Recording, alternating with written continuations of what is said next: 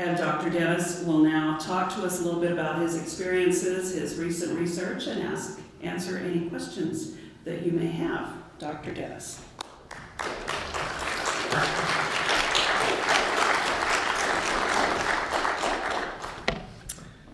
Thank you. It's always nice to be in Malad. As I come here, I think of the story told about if you gathered up all the Welsh in Philadelphia, because so many of them settled there, if you gathered them all up in one line, you'd have a line 5 miles long and 5 feet high.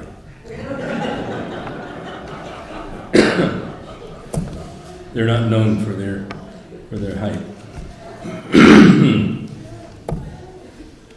Today I'd like to answer the question, why do they have an Eisteddfod? Besides the person that invented it, claiming he gathered up all these ancient documents and so forth, there's a very important reason. The conclusion I'll come to is to preserve the language and the culture. They don't like to be confused with the English or the Irish or the Scots. In fact, they resent that. But let's have a look at the geography of Wales. If you can here. Yeah, you've got a country that's about 92 miles wide at the widest and 124 miles long. And here you have, as it fits in the British Isles, it doesn't take up a lot of space. All the British Isles are not all that big, but Wales is just this little minuscule place, and here it is blown up. And the most important place, as far as the church is concerned, is Merthyr Tydfil, down here in the southern part. Although there was missionary work in the all over Wales, that was the most successful in Glamorgan and Carmarthenshire and in Monmouthshire as far as converts. And many of your ancestors came from that era during the 1840s and 50s. The thing that the Welsh resent the most about the English, I think, is the dismissive attitude that the English have toward the Welsh. They'll go to great lengths, if they're going to visit France, to learn the proper pronunciation of these various French names. But when it comes to Welsh, they just say, just Welsh. And that is not looked on favorably by the Welsh. Let's go back in history a little bit to explain a little bit about the relationship between these two. Here's the Welsh, down in the mines. Your ancestors, a lot of them were down in the mines, or laborers. They lived in these places, just little, very small. In fact, these were the luxurious miners' cottages that a lot of them lived in hovels, as opposed to the English that lived in the much larger places. If you've been to Merthyr Tydfil, you know that this is a Cyfarthfa castle built by the wealthy mine owner. Here they were working the mines on their territory, but the problem was that they didn't own any land. They were tenants, and they could rent cottages that belonged to the mine owner, and they'd have to buy stuff at the country store. Remember how Tennessee Ernie Ford sang, "You owe your soul to the company store"? It is literally true, because they could not buy anywhere else. Now, if you have a customer that has to buy at your store, what is your tendency to do? And that's to put the prices up higher. And so they just got deeper and deeper in debt. And when they heard about the idea of actually owning land in the United States, if they came over to join in what they called California, this whole area at that time was known as California, and then Utah, that was a big attraction. And they received letters back from relatives or from friends saying how they'd gotten 40 acres of land and they were the owner of that land. That's an unknown concept to Welshmen because they didn't own anything except the debt to the country store. So the writer of the letter would talk about all the land that they owned, the animals that they had. They owned a couple of horses and some cows and geese and chicken, and they say how many chickens. And this made their eyes light up in Wales, and they started making plans immediately to come over.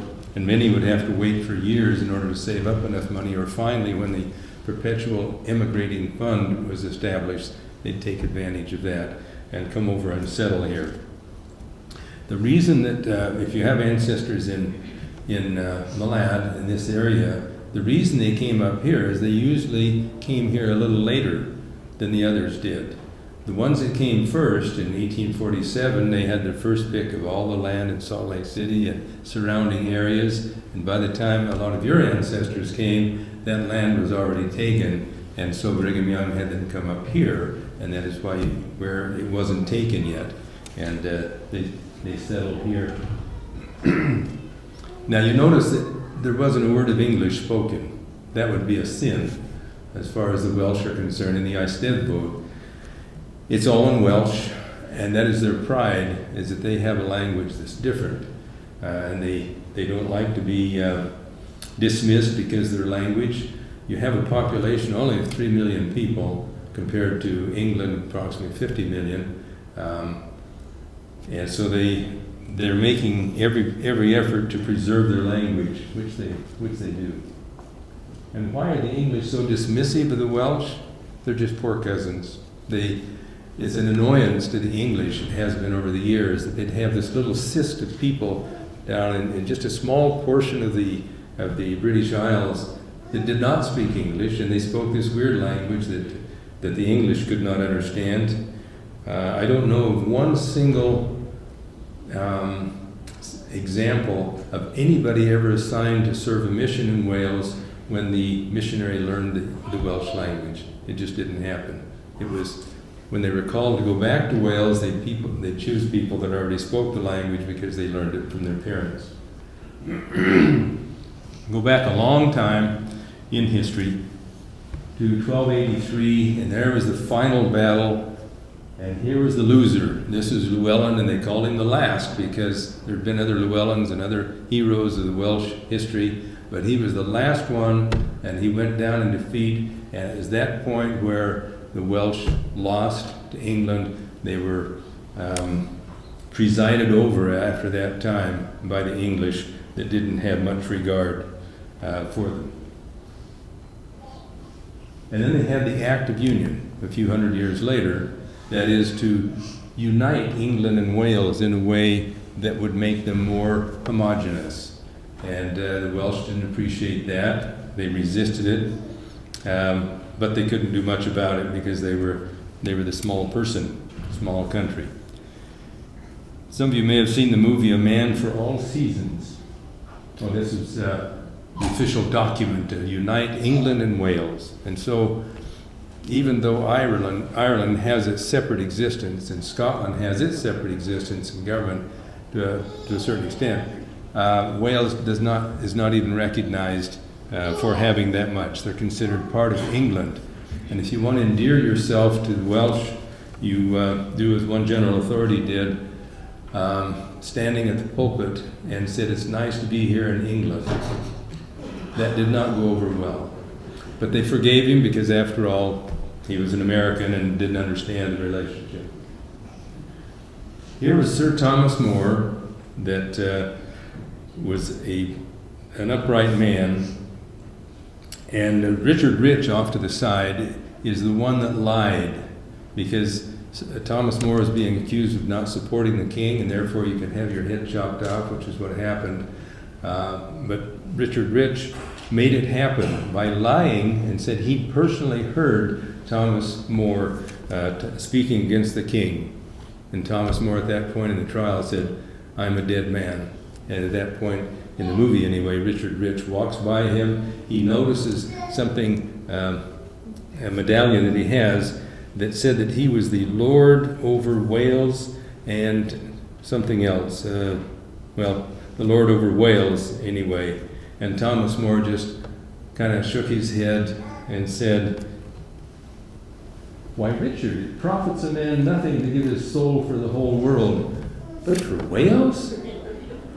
Just total confusion. Why would you do this for such an insignificant little country like Wales. And as you know, King Henry VIII, here he is a man that had actually had hundreds of people killed, but we don't talk about that necessarily in the history. You talk about his wanting a divorce from his first wife, and Pope Clement said, you can't have that, and that is why we have the Church of England. He said, all right, if you won't let me do that, we are no longer Catholic here, and we are the Church of England. Any objections? And of course, nobody objected. If they did, they didn't last very long.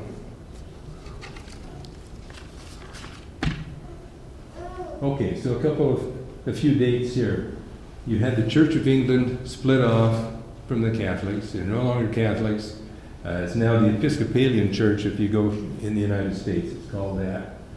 You had also the Act of Union where everybody will speak English. Didn't work. Welsh still survived. By the way, you need to know that Scottish has not survived very well. There are a few now, but there are not nearly as many speakers of Scottish as Welsh. In fact, of Welsh, there's about 600,000 that declare that their preferred language is Welsh. 600,000 out of about 3 million. The Irish, they have little TV programs and they teach it to children about like you learned Spanish in high school. Can you call yourself a speaker of Spanish or German or French from high school? No. And that's how it goes in Scotland as well as Ireland. You also had the Toleration Act where finally the Church of England relented and said, okay, you can be something else besides the Church of England. But they didn't enforce that too well, and if you were a Baptist or a Congregationalist or a Methodist, Unitarian, your life was still in danger. And finally, in the late 1700s, about 100 years later, then it was safe and you could come out in the open, you're a closet Baptist, well, you could come out in the open and say, okay, I'm no longer Church of England or C of E, I'm a Baptist. And then 1840 was when the first missionaries crossed over into Wales and began preaching the gospel, the LDS missionaries. And during the time that they were there in 1847, you had the Blue Books. Let me tell you just a little bit about the Blue Books. The Blue Books there were 3 commissioners. They decided they needed to do something about these poor people in Wales that couldn't speak English. And their education was deplorable. Therefore, they appointed to resolve this and to analyze it. They chose 3 commissioners that spoke no Welsh to go over into Wales and do research. Now, who would speak English in Wales? You had the vicars, or the Church of England. There were a few people that still belonged to the Church of England. And so they'd interview them about the Welsh. They concluded that the Welsh were ignorant, lazy, and immoral, basically stated. Why? Because they couldn't communicate with the 3 commissioners. They had to do it through the vicars that spoke English. And also concluded that the Welsh women were slovenly, ignorant, and injudicious. Didn't go over too well with the Welsh to hear that, to read about it, and they were furious in Wales as a reaction. And in order to stamp out Welsh, here's what the English did. The teachers spoke only English. If you wanted your child to get educated, they had to learn English. You probably saw maybe the old version of How Green Is My Valley, and the miners wanted their younger brother, Hugh, to be educated so he could do better than they had done that were just working down in the coal mines. And if a child was caught speaking Welsh in school, they would put this wooden, with a necklace around it to hold it up, saying, WN, Welsh not, you cannot speak Welsh. There was a way to get rid of this, and that is find one of your classmates who was also speaking Welsh, and you would transfer that. And so it passed around to several during the day, but as a constant reminder, they shouldn't speak Welsh, and whoever happened to have that when the bell rang at the end of the day would stand up in front and get a whipping for being such a bad example to everybody by speaking Welsh. So in the midst of this anti-English feeling, the Latter-day Saint missionaries began preaching the gospel, and they were opposed by the ministers and the members of a variety of nonconformist religions, such as the Baptists, the Methodists, the Calvinists, the Congregationalists, the Unitarians, and so forth. And even the Anglicans, the Church of England, the C of E, would unite with these others in opposing the Latter-day Saints. So that brought them together. You see, it was a kind of a healing process because they'd been fighting amongst themselves. And here are, you might have seen this picture on Preach My Gospel. This is a painting that was done in 1993 by Clark Kelly Price, featuring Dan Jones and preaching to the people in Wales with considerable success. When he arrived in Wales in 1845, there were about 400 members already brought into the church by a person by the name of William Henshaw, and other people that he brought in became missionaries. David O'Mackey said every member a missionary, but he was could have been referring back to the time in Wales where the minute you joined, or in England as well, anywhere, the minute you joined, you became then the missionary to bring your family in, and neighbors and friends. That's the way it was working back then. So they caused them to come together against the LDS, and here are just three examples of some of the reverends. Here's over here is Edward Roberts, who was a great speaker, apparently, a great lecturer, that pounded the pulpit and said, "I will kill the Mormons and bury them by Christmas." This was in 1847. He didn't specify which year of Christmas, and so it's still a promise that he made is not kept. The next one was Thomas Price, this person here that was also a Baptist and opposed the Mormons over in across the valley. One of his fellow ministers or pastors actually gave his church, after he raised the funds and built this chapel,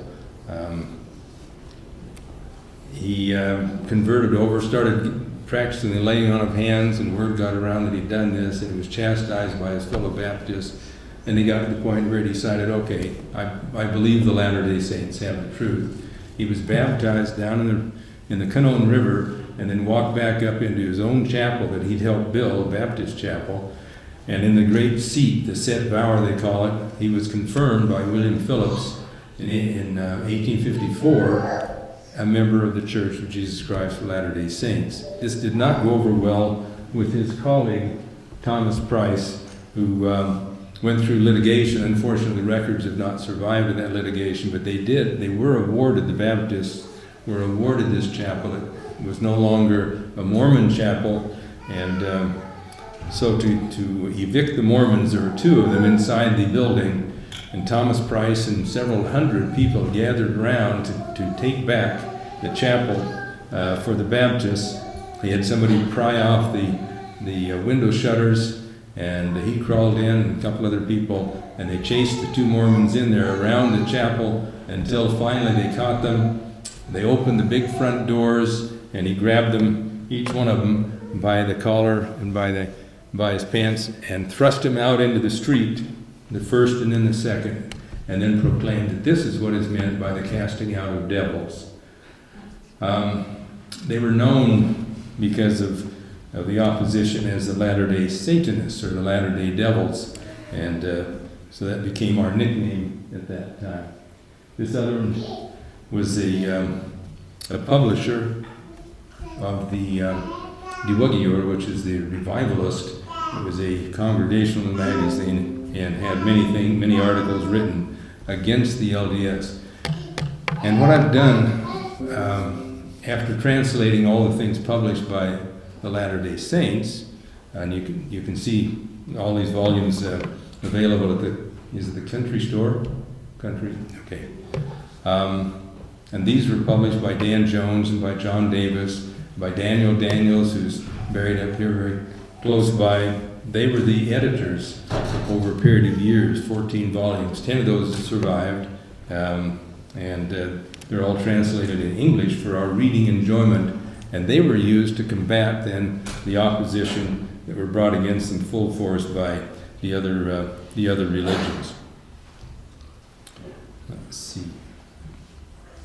Here's a sample page. This is from the Baptist called Eisteddfod, and they were the ones that coined the phrase the Latter-day Satanists. And you can see here that they would have articles about the Mormoniad, the Mormons. And the articles, I've gone through and found over 400 different articles telling people what they should do to combat Mormonism. And they usually borrowed from things that were already published in English and translated them. But many times they would write about episodes that took place, such as the baptism of Abel Evans. Abel Evans was chosen by his minister, Congregationalist minister, to argue and debate with the Mormons on a given night. And the first night he debated, and it was about the Spirit. And a Baptist wrote about that and said he did quite well the first night, but the second night he went back and they talked about baptism, and of course the Congregationalists baptized by sprinkling. We call them the sprinklers. And Latter-day Saints by immersion. And the Baptist minister writing about this said that he totally lost the debate, and not only that, with his father and his brother and sister, his mother had died about 6 weeks before, he finally paused. This Abel Evans was his name. He paused and he announced to everybody, you know, these brethren, pointing to the missionaries, are right. In fact, I am ready to receive my baptism this very moment. And his father was aghast, and his brother and sister wondered how he'd gone crazy so fast.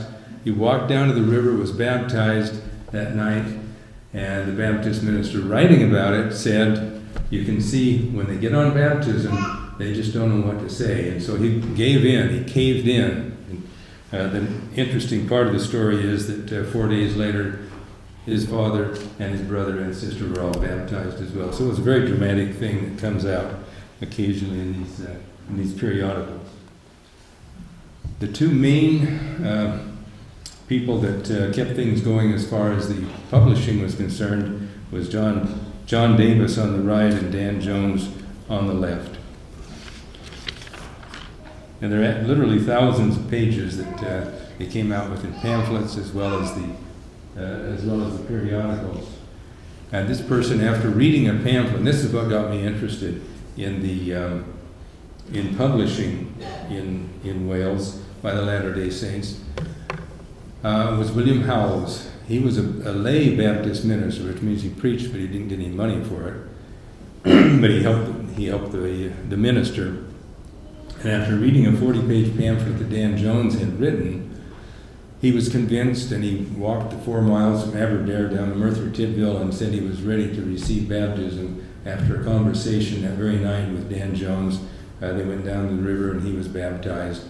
Went back to Aberdare, preached in the Baptist chapel the following Sunday, and preached Mormon doctrine, and was hoping to get a lot of his parishioners from there, which he did. I got curious what was in that pamphlet that was so convincing, and that led me into studying Welsh. Okay, here's why they resented the English. Because, first of all, they took their land away. They didn't have any land to call their own. And now they're trying to take their language away by forcing them to speak English and wearing the Welsh knot and that sort of thing. And now here come the Latter-day Saints trying to take their religion away. I mean, the Welsh were just baffled why so many people hated them by enforcing these new rules on them. So what they did, and this is to my point, why we have the Eisteddfod, is they made every effort to save the Welsh culture, and the Welsh culture and the language in their mind is mixed together, so therefore they need to save them both. And the language, as you saw in the video of the Eisteddfod, was such an integral part of who they are. And that's why they started giving prizes in meetings. The children have Eisteddfods as well. And they would dress them up, and they would recite poetry, or they would do a dance, or anything that would cast them in a favorable light, and they help preserve the language. And they did this also with the Eisteddfod, the national, which they have every year. You notice all these people up here in the various robes, they're all previous winners of some kind of a competition or the induction into the Gorsedd. There's no translation for Gorsedd. It basically means the Bardic circle. And I was invited to inducted to be part of that circle. But the funny thing is, I've never written a successful poem. But it's based also on other accomplishments, such as anything that cast Wales in a favorable light. A rugby player was mentioned as Lucy was talking. He played rugby for Wales for years and brought favorable recognition to them, and so he was inducted the same time I was. Other people were inducted for working at an orphanage, or being a school teacher for young children, or just doing charitable service, anything that made Wales look good, which is now recognized this way. Let's see. The interesting thing is, the Welsh that do not speak Welsh, they just speak English, they have no idea what's going on, because it's all a closed society if you can't penetrate the language. Now, here's the irony of my participation in all of this. There were 40 individuals at the same time that I was inducted. They were also inducted, and we had our moment of fame, about 30 seconds, as we'd walk across the stage and receive. Let's see, I'll go back. Yeah, the person in the white there would congratulate, and then somebody else would put on your headgear and in your robe, and that was it. You were honored, and I am honored to be a part of that body. There are lots of people that have been and will continue to be. I spent a lot of years collecting Latter-day Saint publications and translating them, but now I've focused my energy on the publications that were written against us. And at first I hired young students to go through page by page the various periodicals that were published during 1840s and 1850s, and anytime it said Mormoniaid or Saintiaid the Latter-day Saints, then they were to get a Xerox of that. I collected about 300 of them, articles that would be maybe a paragraph or several pages. A lot of them were quite long and involved, but it told part of our history there, and I was interested in that. And I wanted to translate those, write a commentary, which I'm in the process of doing now.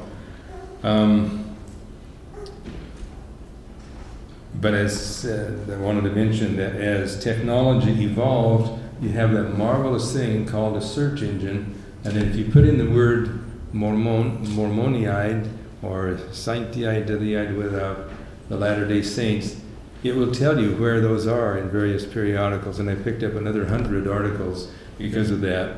So I'm just about done translating those. My motivation is Doctrine and Covenants 123. Oh yeah, this is my collection of the original books in Welsh, and there are quite a number of them.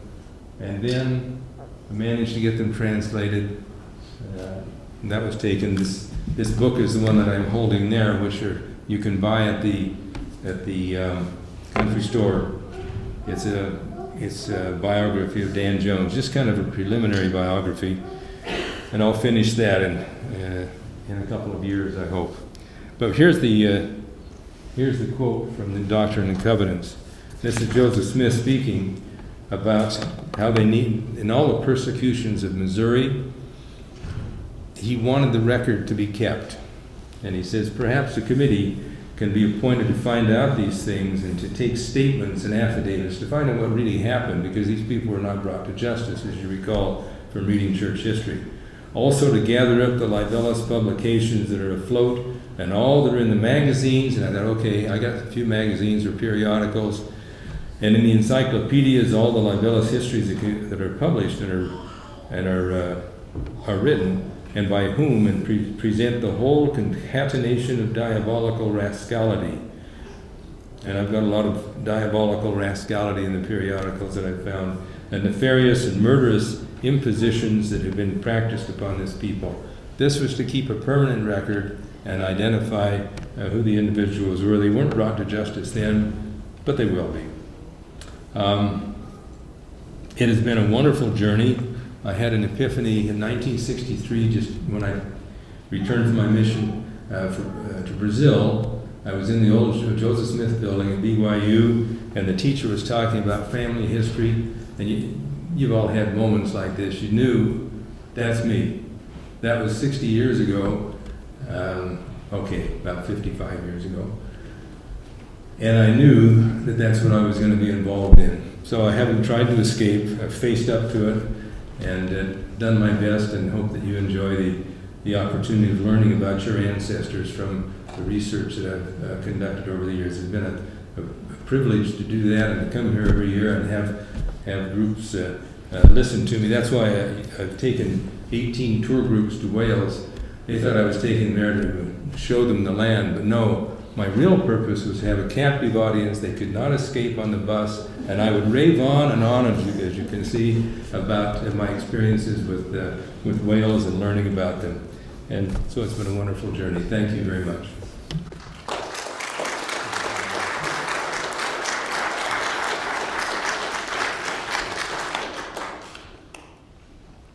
May he continue to keep us captivated. Thank you, Dr. Dennis. 1 o'clock in here for the piano recital. You won't want to miss it. 2:30 for the chairing of the Bard.